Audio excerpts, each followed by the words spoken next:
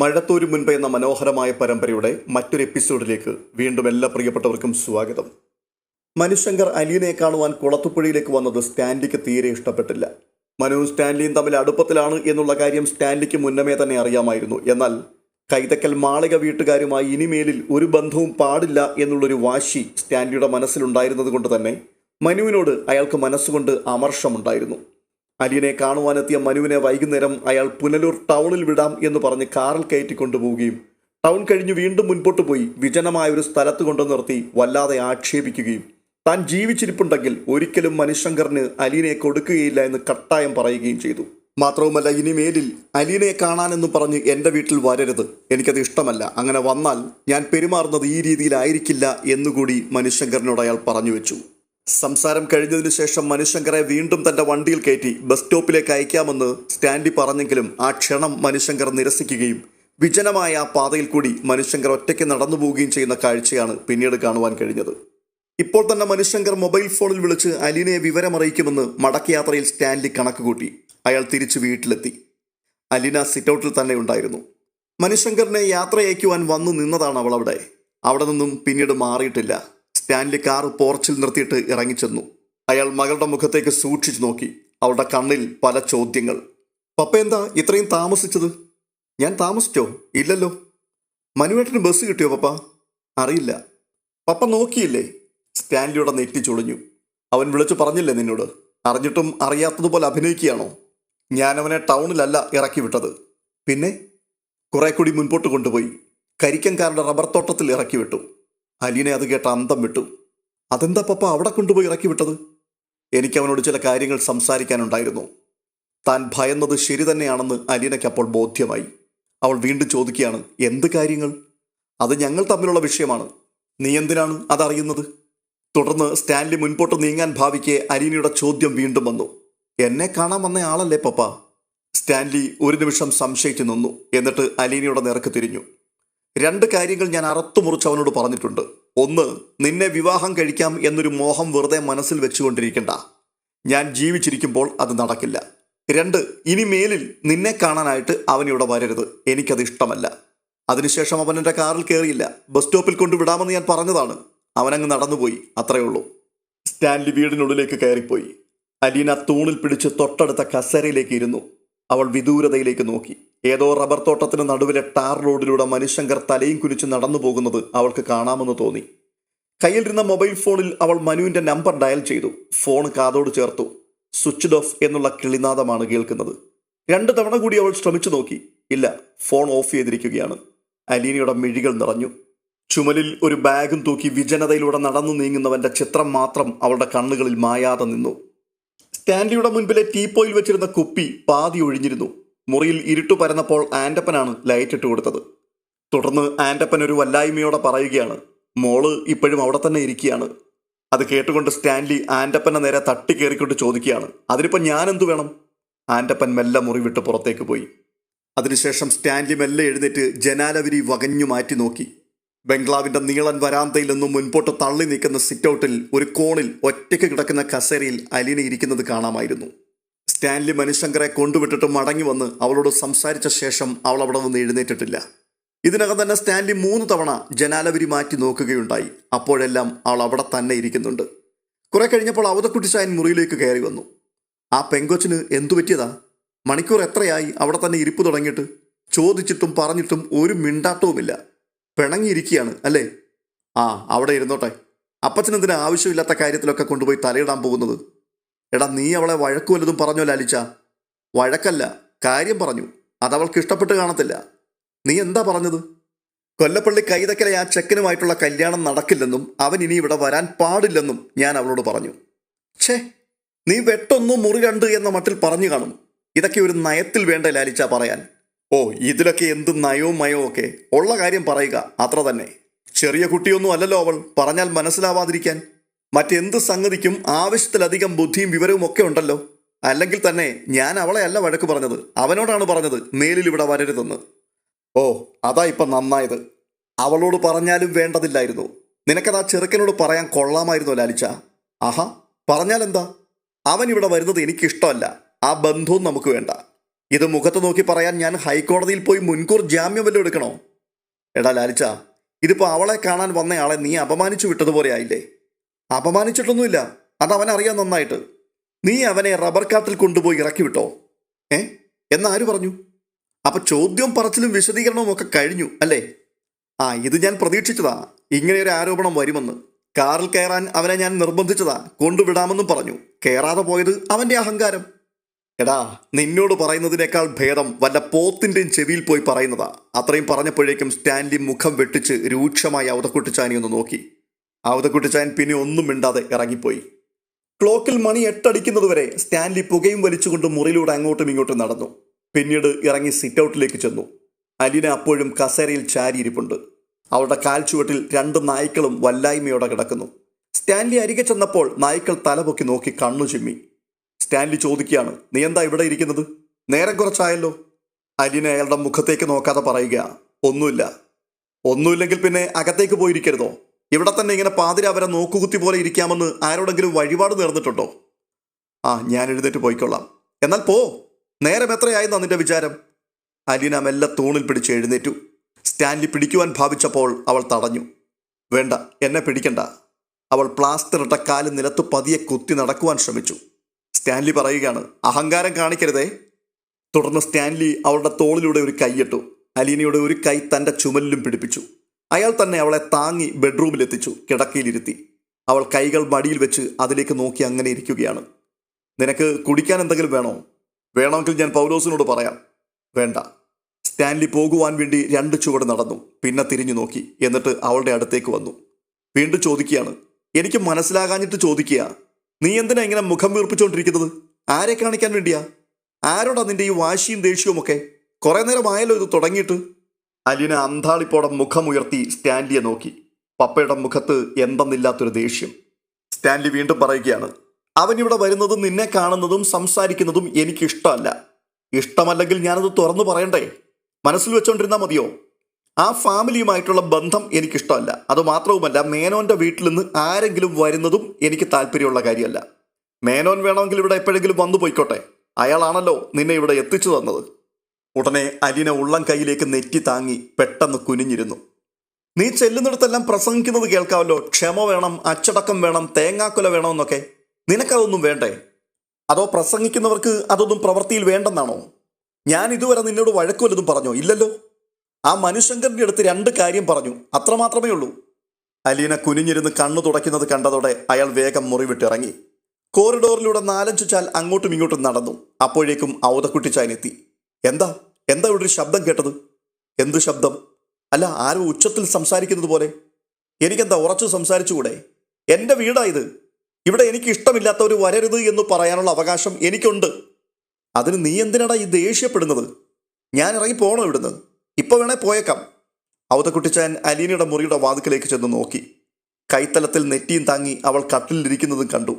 Stanley നടത്തം നിർത്തി ദഹിപ്പിക്കുന്ന വിധത്തിൽ ഔതക്കുട്ടിച്ചായനെ ഒന്ന് നോക്കി. എന്നിട്ട് ചോദിക്കുക, ഇവിടെന്താ കാര്യം? ഉടനെ ഔതക്കുട്ടിച്ചായൻ, ഞാൻ പോയിക്കോളാം. നിങ്ങൾ അപ്പനും മോളും കൂടി എന്താന്ന് വെച്ചാൽ ചെയ്തു. ഔതക്കുട്ടിച്ചായൻ പിൻവാങ്ങി. സ്റ്റാൻലി വീണ്ടും നടപ്പ് തുടർന്നു. വാതിക്കൽ ചെന്ന് അല്പനേരം അവളെ നോക്കി നിന്നു. പിന്നെ മുറിക്കുള്ളിലേക്ക് കയറി. കട്ടിലിന്റെ അരികിൽ അല്പസമയം ചുറ്റിപ്പറ്റി നടന്നതിന് ശേഷം അലീനയുടെ അടുത്തായി അയാൾ ഇരുന്നു. പതിയെ പാളി അവളുടെ മുഖത്തേക്ക് നോക്കി. ഇപ്പോൾ കരച്ചിലൊന്നുമില്ല, എങ്കിലും കണ്ണുനീര് വരുന്നുണ്ട്. സ്റ്റാൻലി മയത്തിൽ സംസാരിക്കാൻ തുടങ്ങി. അല്ല, നീ തന്നെ ഒന്ന് ചിന്തിച്ചു നോക്കിയേ. ഇതൊക്കെ മുളയിലെ നുള്ളിക്കളയേണ്ട കാര്യമല്ലേ? അയാൾ അവളുടെ മടിയിലിരുന്ന കൈത്തണ്ടയിൽ മൃദുവായി പിടിച്ചു. അവൾ പെട്ടെന്ന് കൈ പിൻവലിച്ചു. നീ ഇപ്പോൾ പഴയ അനാഥ പെൺകുട്ടിയല്ല. ഇത് പറഞ്ഞുകൊണ്ട് അയാൾ ബലം പ്രയോഗിച്ച് അവളുടെ കൈത്തലം പിടിച്ചടക്കി. കൊട്ടാരമറ്റത്തിൽ റിട്ടയർഡ് ലഫ്റ്റനന്റ് കേണൽ സ്റ്റാൻലി ജോസഫിന്റെ മകളാണ് നീ. പ്രായവും പക്വതയുമുള്ള പെൺകുട്ടി. അവൾ പെട്ടെന്ന് മുഖമുയർത്തി അയാളെ ഒന്ന് നോക്കി. എന്നിട്ട് വിങ്ങിപ്പൊട്ടിക്കരഞ്ഞു. കരച്ചിലിനിടയിൽ അലീന പറയുകയാണ്, പപ്പ എന്നോട് മിണ്ടണ്ട. അങ്ങനെ പറഞ്ഞാൽ എങ്ങനെയാ? വേണ്ട, പപ്പ എന്നോട് മിണ്ടണ്ട. സ്റ്റാൻലി ഒരു നിമിഷം അത്ഭുത സ്തബ്ധനായി നിന്നുപോയി. അത് അലീനയല്ല. പ്രായപൂർത്തി വന്ന് പക്വതയാർജിച്ച ഒരു യുവതിയല്ല. 6-7 വയസ്സു മാത്രം പ്രായമുള്ളൊരു ബാലിക. ഏതോ കളിപ്പാട്ടം തല്ലിപ്പൊട്ടിച്ച് കളഞ്ഞതിന് പപ്പയുടെ വഴക്ക് കേട്ട് പിണങ്ങിക്കരയുന്ന കൊച്ചു പെൺകുട്ടി. എവിടെ നിന്നോ ഒരലിവും വാത്സല്യവും കൊഞ്ചലും അയാളുടെ നെഞ്ചിലും ഊറിക്കൂടി. അവളുടെ തോളത്തുകൂടി കൈയിട്ട് അവളുടെ ശിരസിലേക്ക് തല മുട്ടിച്ചുകൊണ്ട് അയാൾ സാന്ത്വനിപ്പിക്കുകയാണ്. പോട്ടെ, സാരമില്ല. ഇത്രയും ചെറിയ കുട്ടിയാണെന്നൊന്നും പപ്പയ്ക്ക് അറിയില്ലായിരുന്നല്ലോ. പപ്പ കരുതിയത് ഇങ്ങോട്ട് തിരിഞ്ഞു നിന്ന് 4 ഡയലോഗ് ഇപ്പോൾ പറയുമെന്നായിരുന്നു.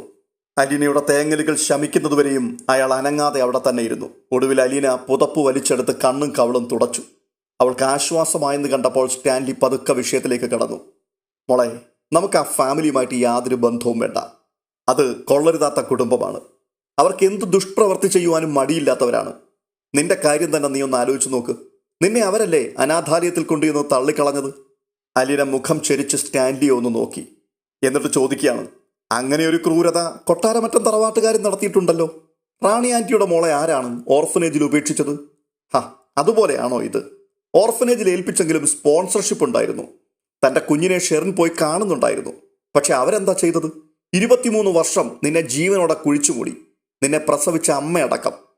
ഇല്ല, അമ്മയ്ക്കറിയില്ല ഇപ്പോഴും ഞാൻ ജീവിച്ചിരിപ്പുണ്ടെന്ന്. പപ്പയോട് ഞാനൊന്ന് ചോദിക്കട്ടെ, പപ്പ എവിടെയായിരുന്നു കഴിഞ്ഞ 23 വർഷം? അമ്മ ഒരു കുഞ്ഞിനെ പ്രസവിക്കുമെന്ന് പപ്പയ്ക്ക് അറിയാമായിരുന്നില്ലേ? അത് പപ്പയുടെ കുട്ടിയാണെന്നും അറിയാമായിരുന്നില്ലേ? എന്നിട്ട് പപ്പ അന്വേഷിച്ചോ? അമ്മ അതിനെ പ്രസവിച്ചോ? അത് ജീവിച്ചിരിപ്പുണ്ടോ? എവിടെയാണ് ആ കുഞ്ഞ്? അതൊന്നും പപ്പ അന്വേഷിച്ചില്ലല്ലോ. ആ ചോദ്യത്തിൻ്റെ മുമ്പിൽ സ്റ്റാൻലി ഒന്ന് പതറി.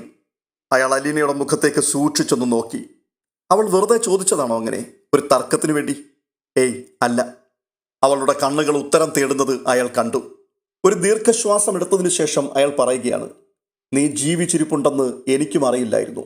ബാലചന്ദ്രമേനോൻ വന്ന് നിന്നെപ്പറ്റി എന്നോട് പറയുന്നത് വരെ. ഞാൻ അതല്ല ചോദിച്ചത് പപ്പയോട്. പപ്പ എന്തുകൊണ്ട് അന്വേഷിച്ചില്ല? അമ്മയെ എല്ലാവരും കൂടി പറഞ്ഞു വിശ്വസിപ്പിച്ചു. ഓപ്പറേഷൻ നടത്തി കുഞ്ഞിനെ പുറത്തെടുക്കുമ്പോഴേക്കും അത് മരിച്ചു കഴിഞ്ഞുവെന്ന്. അത് നിനക്കെങ്ങനെ അറിയാം അങ്ങനെ തന്നെയാണ് സംഭവിച്ചതെന്ന്? ബ്രിജിത്ത മമ്മി എന്നോട് പറഞ്ഞിട്ടുണ്ടായിരുന്നു എല്ലാം. ഞാൻ ജീവനോടെ ഉണ്ടെന്ന് എന്നെ പ്രസവിച്ച അമ്മയ്ക്ക് അറിയില്ലെന്ന്. ഞാൻ ജീവിച്ചിരിപ്പുണ്ടെന്നറിഞ്ഞാൽ തകർന്നു പോകുന്നൊരു ജീവിതമാണ് അമ്മയുടേതെന്ന് ബ്രിജിത്ത മമ്മി എന്നോട് പറഞ്ഞു. പിന്നെ മനുവേട്ടനിൽ നിന്ന് ചില കാര്യങ്ങൾ ഞാൻ അറിഞ്ഞു. അച്ഛൻ മനുവേട്ടനോട് പറഞ്ഞ ചില കഥകൾ പിന്നീട് രോഹിത്തും അതുതന്നെ എൻ്റെ അടുത്ത് പറഞ്ഞിട്ടുണ്ട്. പപ്പയും അമ്മയും തമ്മിൽ പണ്ട് ആഗ്രയിൽ വെച്ചുണ്ടായിരുന്ന അടുപ്പവും കുറെ നാൾ ഒന്നിച്ച് ജീവിച്ചതും ഒടുവിൽ വിവരമറിഞ്ഞ അമ്മയുടെ ആങ്ങളമാർ വന്ന അമ്മയെ തിരുവനന്തപുരത്തേക്ക് കൂട്ടിക്കൊണ്ടുപോയതും നെയ്യാറ്റിൻകരയിലെ ഹോസ്പിറ്റലിൽ വെച്ച് അമ്മ എന്നെ പ്രസവിച്ചതുമെല്ലാം. സ്റ്റാൻലി ചെറിയൊരു ജാള്യതയോടെ മകളെ നോക്കി. എന്നിട്ട് പറയുകയാണ്, ഓഹോ, നിനക്കപ്പോൾ കഥകളൊക്കെ അറിയാം. അയാൾ കട്ടിൽ നിന്നും മെല്ലെ എഴുന്നേറ്റു. എല്ലാം ഒന്നും അറിയില്ല പപ്പ. കഥയുടെ ഒരു വശം മാത്രമല്ലേ എനിക്കറിയാവൂ. അച്ഛനോട് ചോദിക്കണമെന്ന് ആഗ്രഹിച്ചിട്ടുണ്ട്, പക്ഷേ അതിനുള്ള ധൈര്യം വന്നില്ല. അച്ഛനെ അമ്മയും ബന്ധുക്കളും ചേർന്ന് ചതിച്ചെന്നാണ് അച്ഛൻ്റെ വിശ്വാസം. ആ ചതിക്കഥയിലെ ഒരു പ്രധാനപ്പെട്ട കഥാപാത്രമാണല്ലോ ഞാൻ. എന്നിട്ട് ആ ഞാൻ തന്നെ അച്ഛനോട് കഥ പറയാൻ ആവശ്യപ്പെടുന്നത് കുറച്ച് കടന്ന കൈയല്ലേ? ആ ഒരു നാണക്കേട് കൊണ്ടാണ് ചോദിക്കാതിരുന്നത്. അപ്പോൾ സ്റ്റാൻലി ചോദിക്കുകയാണ്, അല്ല, ഈ മേനോൻ എങ്ങനെ അറിഞ്ഞു ആഗ്രയിലെ കഥകളൊക്കെ? നീ രേവതിക്കുട്ടിക്ക് എഴുതിയ കത്തിൽ അതൊന്നും ഇല്ലായിരുന്നല്ലോ.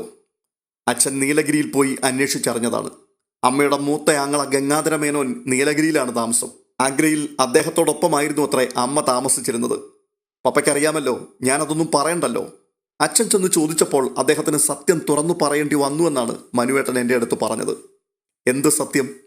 പപ്പയ്ക്കറിയാമല്ലോ എല്ലാം, പിന്നെന്തിനാ എന്നോട് ചോദിക്കുന്നത്? എനിക്കറിയാവുന്ന ചില സത്യങ്ങളുണ്ട്. അതും ഈ സത്യങ്ങളും തമ്മിൽ പൊരുത്തപ്പെടുമോ എന്നെനിക്കറിയണ്ടേ? അപ്പോൾ അലീന, പപ്പയ്ക്ക് അറിയാവുന്ന സത്യങ്ങൾ എന്തൊക്കെയാണ് അത് പറ. അലീനയിൽ ആകാംക്ഷ ജനിക്കുകയാണ്. ജയന്തിയുടെ ആങ്ങളമാർ വന്ന് അവളെ കൂട്ടിക്കൊണ്ടുപോയി. അതിനുശേഷം ഞാൻ ജയന്തിയെ കണ്ടിട്ടില്ല. പപ്പയും അമ്മയും ഒന്നിച്ചല്ലേ താമസിച്ചിരുന്നത് ആഗ്രയിൽ? ആഗ്രയിൽ നിന്നും കുറച്ചു മാറി ഒരു വാടക വീട്ടിൽ. ഗംഗാധര മേനോൻ ആഗ്രയിൽ നല്ല പരിചയമുണ്ടായിരുന്നത് കൊണ്ട് പെട്ടെന്ന് ആരും കണ്ടുപിടിക്കാതിരിക്കാൻ വേണ്ടി ജയന്തിയെ ഒളിവിൽ താമസിപ്പിച്ചിരിക്കുകയായിരുന്നു. അങ്ങനെ പറയുന്നതാണ് ശരി. അമ്മയ്ക്കന്ന് പപ്പയോട് ഒരുപാട് ഇഷ്ടമുണ്ടായിരുന്നു. അതൊക്കെ നീ എന്തിനാണ് അറിയുന്നത്? സ്റ്റാൻലി ഒരു കപട ദേഷ്യത്തിലാണത് ചോദിച്ചത്. പിന്നെ എനിക്കറിയണ്ടേ? എൻ്റെ പപ്പയും അമ്മയും തമ്മിൽ ഒത്തിരി സ്നേഹമുണ്ടായിരുന്നു എന്ന് കേൾക്കുന്നത് തന്നെ എനിക്കെന്തൊരു സന്തോഷമാണ്. അവൾക്ക് എന്നെ ഇഷ്ടമായിരുന്നത് കൊണ്ടാണല്ലോ എല്ലാം ഉപേക്ഷിച്ച് അവൾ എൻ്റെ ഒപ്പം ഇറങ്ങിത്തിരിച്ചത്. അന്ന് ഭയങ്കര ദേഷ്യക്കാരിയായിരുന്നു അമ്മ. ആര് പറഞ്ഞു? ദേഷ്യമൊന്നും ഞാൻ കണ്ടിട്ടില്ല. വളരെ ശാന്തതയുള്ള സ്വഭാവമായിരുന്നു വൈജയന്തിയുടേത്. ഇപ്പം പപ്പയൊന്ന് കാണണം. എന്താ അമ്മയുടെ ഒരു ദേഷ്യം! നാക്കിൻ്റെ മൂർച്ചയാണെങ്കിൽ ഹോ ഭയങ്കരം. അതിന് സ്റ്റാൻലി, ജയന്തി ഒച്ചയെടുത്ത് സംസാരിക്കുന്നത് പോലും ഞാൻ കേട്ടിട്ടില്ല. ഞാനായിരുന്നു അന്ന് ദേഷ്യക്കാരൻ. അതിനിപ്പോഴും ഒരു കുറവും വന്നിട്ടില്ലല്ലോ. അലീന ശാസിക്കുന്ന മട്ടിൽ സ്റ്റാൻലിയുടെ മുഖത്തേക്ക് നോക്കി. സ്റ്റാൻലി ഒന്ന് മന്ദഹസിച്ചു. പപ്പയ്ക്ക് അമ്മയോടും ഒരുപാട് ഇഷ്ടമുണ്ടായിരുന്നോ? ഏയ്, ഒട്ടും ഇഷ്ടമില്ലായിരുന്നു. നേര് പറ പപ്പ, എനിക്ക് കേൾക്കാൻ കൊതിയായിട്ടല്ലേ ഞാൻ ചോദിക്കുന്നത്. ഛേ, നിനക്ക് നാണമില്ലേ അലീന ഇങ്ങനെയൊക്കെ ചോദിക്കാൻ? ഓ, പട്ടാളക്കാരൻ്റെ ഒരു ഗമ. പണ്ടൊരു പെണ്ണിനെ പ്രേമിച്ചിരുന്നു എന്ന് സമ്മതിച്ചാൽ കേണൽ സിംഹത്തിന്റെ ജാടയൊക്കെ കൊഴിഞ്ഞു പോയാലോ? ആ ശരി, ബാക്കി പറ. ഒന്നിച്ചു താമസിച്ചു. പിന്നെന്താണ്? ജയന്തിയുടെ ആങ്ങളമാർ അവളെ അന്വേഷിച്ച് കണ്ടുപിടിച്ചു.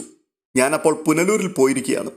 നിന്നെ പ്രസവിക്കുന്നതിന് മുൻപ് ഞങ്ങളുടെ വിവാഹം നടത്തുവാൻ ജയന്തിക്കൊരാഗ്രഹമുണ്ടായിരുന്നു. കൊല്ലപ്പള്ളി തറവാട്ടിൽ അത് സമ്മതിക്കില്ലെന്ന് അവൾക്കറിയാം. കൊട്ടാരമറ്റത്തിലും ഒരംഗീകാരം കിട്ടുമോ എന്ന് നോക്കണം. അവളാണ് എന്നെ നിർബന്ധിച്ചയച്ചത്. ഞാൻ വിചാരിച്ചാൽ അപ്പച്ചനോടും അമ്മച്ചിയോടും നിർബന്ധിച്ചു പറഞ്ഞാൽ കല്യാണം നടക്കുമെന്നായിരുന്നു അവളുടെ പ്രതീക്ഷ.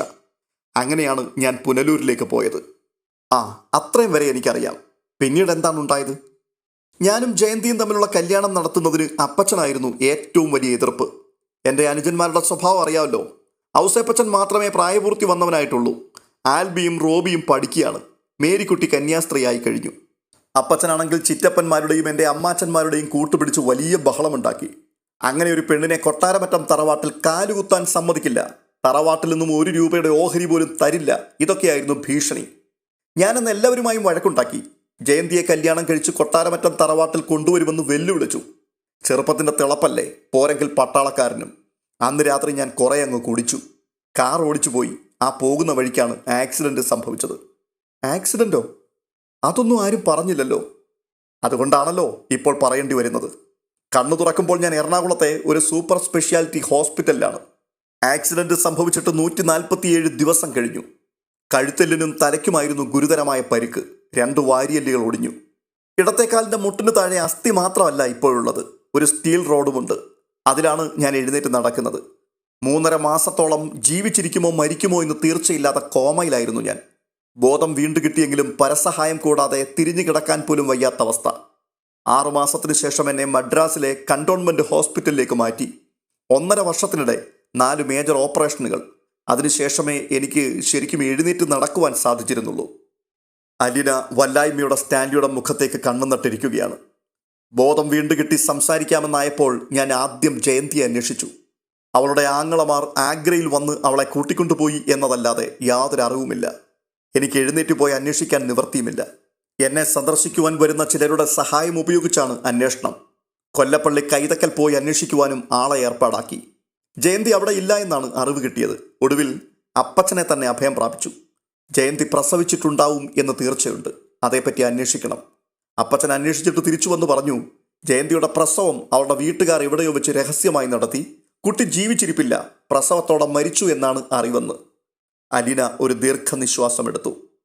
എന്നിട്ട് ചോദിക്കുകയാണ്, പപ്പയ്ക്ക് സുഖപ്പെട്ട് കഴിഞ്ഞ് ഒന്ന് അന്വേഷിക്കാമായിരുന്നില്ലേ? അന്വേഷണത്തിനൊരു പരിധിയില്ലേ മോളെ? കൊല്ലപ്പള്ളിയിൽ ഞാൻ കാറുമായി ചെന്നു. എനിക്ക് കാറിൽ നിന്നും ഇറങ്ങുവാൻ പോലും വയ്യ. ജയന്തിയുടെ അച്ഛനും ആങ്ങളമാരും കൂടി എന്നെ അപമാനിച്ചാണ് തിരിച്ചയച്ചത്. ആഗ്രയിലെ എൻ്റെ കണക്ഷൻസ് ഉപയോഗിച്ച് ഞാൻ ഡൽഹിയിൽ ചില അന്വേഷണങ്ങൾ നടത്തി. അവിടെ RK പുരത്ത് മിലിറ്ററി ഹെഡ്ക്വാർട്ടേഴ്സിൽ ഗംഗാധര മേനോനോടൊപ്പം ജയന്തി ഉണ്ടെന്ന് അറിവ് കിട്ടി. ഞാനപ്പോൾ കണ്ടോൺമെൻറ്റ് ഹോസ്പിറ്റലിൽ സർജറി കഴിഞ്ഞ് കിടക്കുകയാണ്. എല്ലാം കഴിഞ്ഞ് ഞാൻ ആഗ്രയിൽ തിരിച്ചെത്തി. എനിക്ക് ജയന്തിയെ കാണണം, സംസാരിക്കണം. ഡൽഹിയിൽ ജയന്തി ഉണ്ടെന്ന് തന്നെയാണ് എൻ്റെ വിശ്വാസം. ഇടയ്ക്ക് അവളെ കൊല്ലപ്പള്ളിക്ക് തിരിച്ചയച്ചു എന്നുള്ള വിവരമൊന്നും ഞാൻ അറിയുന്നില്ല. അറിഞ്ഞപ്പോഴേക്കും വളരെയധികം വൈകി. ജയന്തിയെ പാലായിലുള്ള ഏതോ ഒരു ബിസിനസ്സുകാരൻ കല്യാണം കഴിച്ചു എന്നുള്ളതാണ് എനിക്ക് അവളെപ്പറ്റി ഏറ്റവും ഒടുവിൽ കിട്ടിയ അറിവ്. അത് സത്യവുമായിരുന്നു. അപ്പോൾ അലീന, അത് കേട്ടപ്പോൾ പപ്പായ്ക്ക് എന്തു തോന്നി? എന്തു തോന്നാനാണ്? സ്റ്റാൻലി സ്വയം പരിഹസിക്കുന്നത് പോലെ ഒന്ന് ചിരിച്ചു. എന്നോട് തന്നെ ഒരു തരം അവജ്ഞ. അന്ന് ജയന്തിയോടും ആ കുടുംബത്തോടും വല്ലാത്തൊരു പകയും വിദ്വേഷവും എനിക്ക് തോന്നിയിരുന്നു. പിന്നെ ഞാനത് മറന്നു പതിയെ. ജയന്തിയുടെ ബന്ധുക്കൾ വന്ന് ബ്രെയിൻ വാഷ് ചെയ്താൽ തീരാവുന്നത്ര ബന്ധമേ ഉണ്ടായിരുന്നുള്ളൂ അവൾക്ക് എന്നോട്. ചിലപ്പോൾ അവർ ഭീഷണിപ്പെടുത്തിയിട്ടുണ്ടാവും, പലതും പറഞ്ഞ് പ്രലോഭിപ്പിച്ചിട്ടുമുണ്ടാവും. എന്തായാലും സംഭവിച്ചതെല്ലാം മറച്ചുവെച്ച് വേറൊരുത്തിന് താലി കെട്ടുവാൻ അവൾ കഴുത്ത് നീട്ടിക്കൊടുത്തു. തുടർന്ന് സ്റ്റാൻലി TV സ്റ്റാൻഡിൻ്റെ അരികിൽ വന്ന് TVക്ക് മീതെ വലത് കൈവച്ച് എന്തോ ആലോചിച്ചു നിന്നു. അല്പം കഴിഞ്ഞ് അലീനയുടെ സമീപത്തേക്ക് നടന്നുകൊണ്ട് പറയുകയാണ്, ഇപ്പോൾ എനിക്കിതെല്ലാം ഒരു പഴങ്കഥ പോലെയാണ്. ഞാൻ ആ കഥയിലെ ഒരു കഥാപാത്രമായിരുന്നു എന്ന് വിശ്വസിക്കുവാൻ പോലും എനിക്ക് പ്രയാസമുണ്ട്. ഉടനെ അലീന, ആ പഴങ്കഥയിൽ നിന്നല്ലേ പപ്പ ഞാനുണ്ടായത്? അങ്ങനെയല്ലേ ഞാനിവിടേക്ക് എത്തിയത്? ആ, അതൊരത്ഭുതം, മിറാക്കിൾ എന്നൊക്കെ നമ്മൾ പറയില്ലേ? ഉടനെ അലീന പറയുകയാണ്, ഇനി അതിൻ്റെ മറുവശം ഞാൻ പറയാം. ഇനി അതൊക്കെ പറഞ്ഞിട്ട് എന്തു ഫലം? പപ്പ അറിഞ്ഞിരിക്കേണ്ട ചില സംഗതികളുണ്ട്. അതിലൊന്ന്, അമ്മയെ ആങ്ങളമാർ വന്ന് ആഗ്രയിൽ നിന്നും കൂട്ടിക്കൊണ്ടു പോയിട്ടും എത്രയൊക്കെ ബ്രെയിൻ വാഷ് ചെയ്തിട്ടും അമ്മ പപ്പയെ തള്ളി പറയാനോ ഉപേക്ഷിക്കുവാനോ തയ്യാറായില്ല. 2, പപ്പയുമായിട്ടുള്ള വിവാഹം നടത്തിക്കൊടുക്കാമെന്ന് വാക്കു പറഞ്ഞു വിശ്വസിപ്പിച്ചാണ് അമ്മയെ കൊണ്ടുവന്ന് തിരുവനന്തപുരത്ത് ശാസ്തമംഗലത്തുള്ള രാവുണ്ണിമേനോൻ എന്ന ബന്ധുവിൻ്റെ വീട്ടിൽ താമസിപ്പിച്ചത്. പപ്പയുടെ വീട്ടുകാരും അമ്മയുടെ വീട്ടുകാരും കൂടി ഒത്തുകളിച്ച് പപ്പയ്ക്ക് വേറൊരു കല്യാണം നിശ്ചയിച്ചെന്ന് വരുത്തി തീർത്തു. അത് അമ്മയെ പറഞ്ഞു വിശ്വസിപ്പിച്ചു. പ്രസവശേഷം ഹോസ്പിറ്റലിൽ നിന്നിറങ്ങിയ അമ്മയെ പപ്പയുടെ വിവാഹ ക്ഷണക്കത്ത് കാട്ടി കല്യാണം കഴിഞ്ഞു എന്ന് വിശ്വസിപ്പിച്ചു. പപ്പ ഈ സമയത്ത് ആക്സിഡൻ്റായി ഹോസ്പിറ്റലിൽ കിടക്കുകയാണ് എന്ന് അമ്മ അറിയുന്നില്ല. കാത്തിരുന്ന് പ്രസവിച്ച ആ കുട്ടി മരിച്ചു. സ്നേഹിച്ചു വിശ്വസിച്ചയാൾ വേറെ വിവാഹവും കഴിച്ചു. ആ 2 സംഭവങ്ങളും അമ്മയുടെ മനസ്സിനുണ്ടാക്കിയ ഷോക്ക് അതിപ്പോഴും മാറിയിട്ടില്ലെന്നാണ് എൻ്റെ വിശ്വാസം. അമ്മയ്ക്ക് ഒരിക്കലും അതിൽ നിന്നൊരു മോചനം കിട്ടില്ല. വാക്കു പറഞ്ഞ ആങ്ങളമാർ ചതിക്കുമെന്നൊന്നും അമ്മയ്ക്കറിയില്ലല്ലോ. അവർ പറഞ്ഞത് കള്ളമാണെങ്കിൽ കൂടി പപ്പ അമ്മയെക്കുറിച്ച് അന്വേഷിക്കാതിരിക്കില്ലല്ലോ എന്നും അമ്മ വിചാരിച്ചു കാണും. മാത്രവുമല്ല, അന്ന് മൊബൈൽ ഫോണുകളില്ല, STD ബൂത്തുകളില്ല, മറ്റ് അന്വേഷണ സൗകര്യങ്ങളില്ല. കത്തുകളും ബുക്ക് ചെയ്തു വിളിക്കുന്ന ട്രങ്ക് കോളുകളുമാണ്. അകലെ ഇരിക്കുന്നവർക്ക് തമ്മിൽ ബന്ധപ്പെടാനുള്ള മാർഗം അതുമാത്രം.